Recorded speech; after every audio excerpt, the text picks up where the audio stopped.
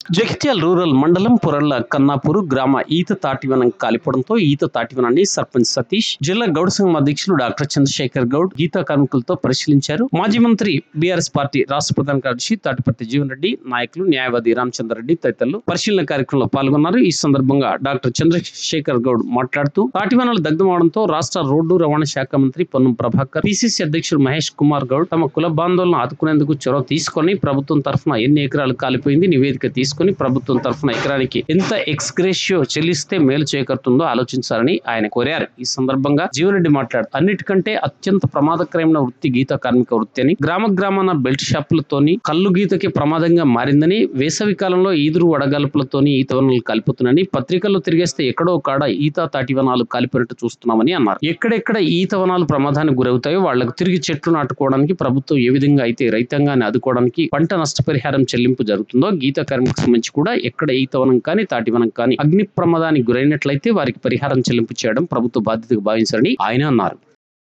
కన్నాపూర్ గ్రామాల్లో గౌడ కులస్తులని కాలనీకి వచ్చినాము.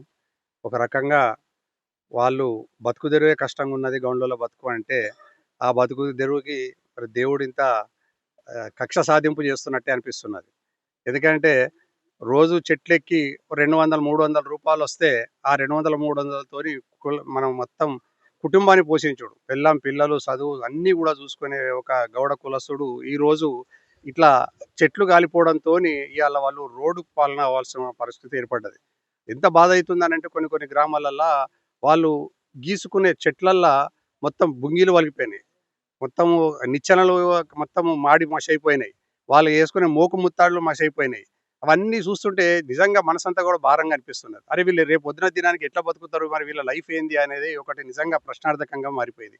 ఇలా మొత్తం జిల్లాలో మొత్తం ఈ కన్నాపూర్ గ్రామంతో పాటు ఇవాళ అంటే వీళ్ళ నిన్నటి జరిగింది కాబట్టి 21 గ్రామాలల్లో ఇవాళ గౌడ కులస్తులు ఇవాళ మొత్తం చెట్లు కాలిపోయి ఉన్నారు. ఈతవనము తాటివనం రెండు కూడా మేము మొత్తం లెక్కలేస్తే ఒక్కొక్క కాడ 4,000, 2,000, ఇక్కడ ఒక 800 చెట్లు అంటున్నారు. మొత్తం లెక్క చూస్తే ఒక 50,000 చిలుకు చెట్లు కాలిపోయినాయి. ఇవాళ అంటే 50,000 చెట్లు ఇవాళ దానిపైన ఆధారపడిన గౌడ కులస్తుడు ఎట్లా బతకాలి రేపు పొద్దున దినానికి? మరి దీనికి కారకులు ఎవరు? దీనికి ఈ కారణమైన దానికోసం మరి వాళ్ళకు ఏ రకంగా సహాయం చేస్తే బాగుంటుంది అనేది దానిపైన నిజంగా కూడా అందరు విచారం చేయాల్సిన పని ఉన్నది. సర్వసాధారణంగా చాలా మంది ఇక్కడ గ్రామస్తులలో ఊర్లలో పొలాలలో ఏం చేస్తున్నారంటే రైతులు వాళ్ళు రాత్రికి ఆ కొయ్యలకు నిప్పంటించిపోతున్నారు. ఇదొక కారణం వేరుగా. కానీ ఈ రైతులకు తెలుస్తలేదు, ఆ నిప్పంటించడం వల్ల పొల్యూషన్ భంగపరుస్తున్నారు, ప్లస్ ఆ మనకు నేలను కూడా కలుషితం చేస్తున్నారు. ఏవైతే ఎర్ర పురుగులు అంటామో లేకపోతే బ్యాక్టీరియా అంటాము, ఇట్లాంటి పురుగులు అన్నీ కూడా అది నీకు దోహదపడి రేపు పొద్దునకు నీకు మళ్ళీ పొలం వేసుకుంటే అవి నీకు మంచి చేస్తాయి. కానీ కాల్చేయడం వల్ల నువ్వు మొత్తం ఎడారి చేస్తున్నావు అనే విషయం రైతులు గమనిస్తలేరు. దయచేసి రైతులందరికీ కూడా మేము మరీ వేడుకుంటున్నాం, మీరు చేసే ఈ చిన్న తప్పిదం మీ పర్యావరణాన్ని పాడు చేస్తున్నారు, మీ భూమిని పాడు చేసుకుంటున్నారు, గౌండ్ల జీవితాలను బొగ్గిపాలు చేస్తున్నారు. ప్లస్ అలాగే ఇవాళ ఏమవుతుందనంటే ఈ 50,000 చెట్లు పోయిన వాళ్ళందరూ ఎక్కడ పోవాలి, ఏం చేయాలి? ఇప్పుడు నిజంగా పెద్దలు జీవన్ రెడ్డి గారు అన్నారు, వాళ్ళకు నిజంగా కూడా ఏ రకంగా పోద్బలం ఇవ్వాలి అని చెప్పి ఒక సజెషన్ ఇచ్చారు. ఎక్కడైతే మనకు ఒక ల్యాండ్ ఉన్నదో ఆ ల్యాండ్ని మీరు గవర్నమెంట్ తరఫు నుంచి వాళ్ళకి ఇవ్వండి, ఉపాధి కల్పించండి, ఒక బోరింగ్ వేపియండి, ఒక రిగ్ వేపియండి, వాళ్ళందరూ అక్కడ చెట్టు పెట్టుకొని చేసుకుంటారు కదా.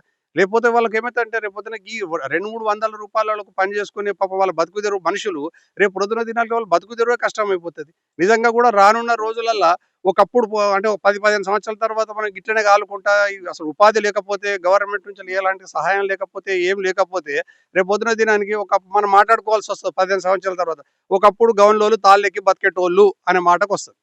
నిజంగా కూడా వాళ్ళకి అర్థం, నిజంగా కూడా గౌన్ల బతుకులు నిజంగానే అట్లనే ఉంది, దుర్భక్షంగా ఉన్నాయి.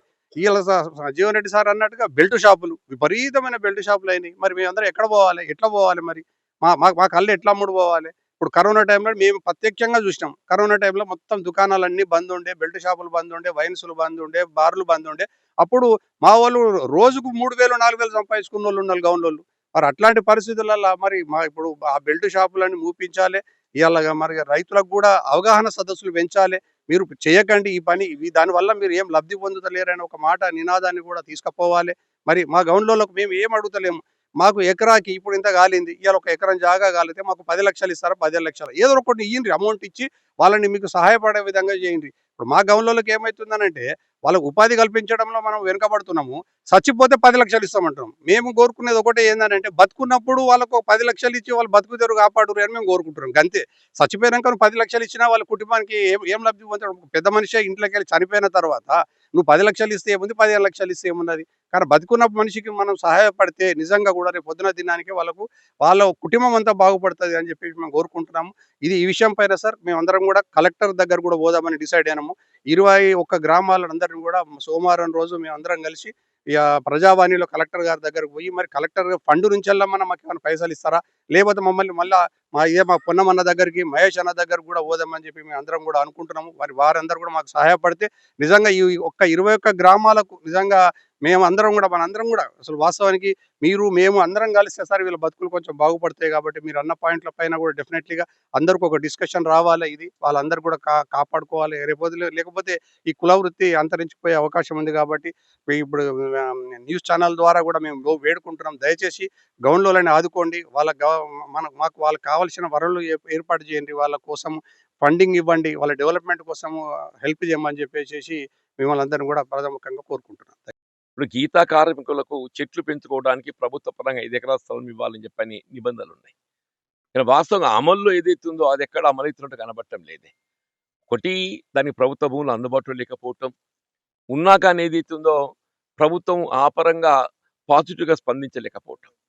ఇప్పుడు ఉదాహరణకు నర్సింగపూర్ ఉందన్న. నర్సింగపురంలో ఈతవనం మొత్తం కాలిపోయింది. అక్కడ ప్రభుత్వ భూములు అందుబాటులో ఉన్నాయి. Survey number 437.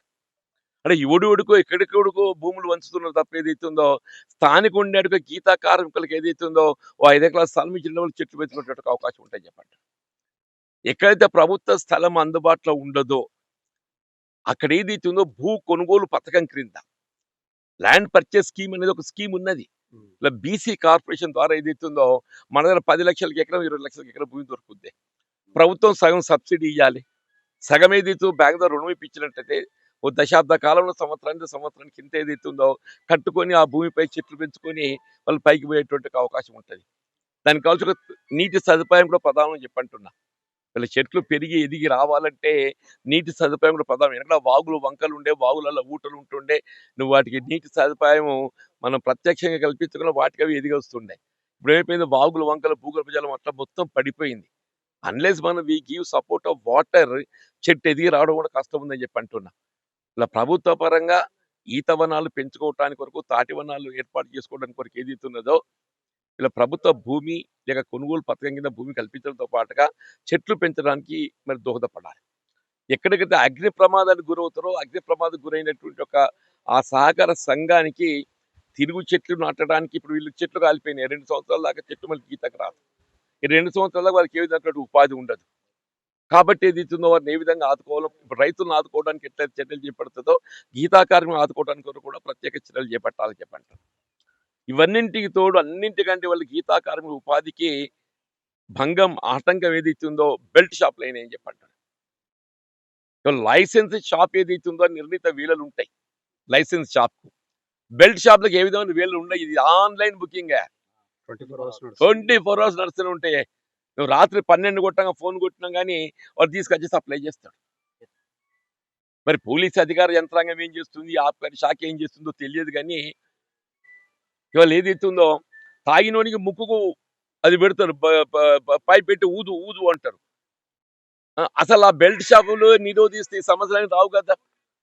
బెల్ట్ షాపులు ప్రోత్సహించేదే ప్రభుత్వం. బెల్ట్ షాపుల ద్వారా ఆదాయాన్ని సమకూర్చుకోవాలని చెప్పని, ఆ బెల్ట్ షాపుల ద్వారా నీకు ఎంత ఆదాయం సమకూరుతుందో కానీ సమాజం మీద ఏదైతుందో ఆరోగ్యపరంగా అంత క్షీణిస్తుందని చెప్పి అంటున్నాను.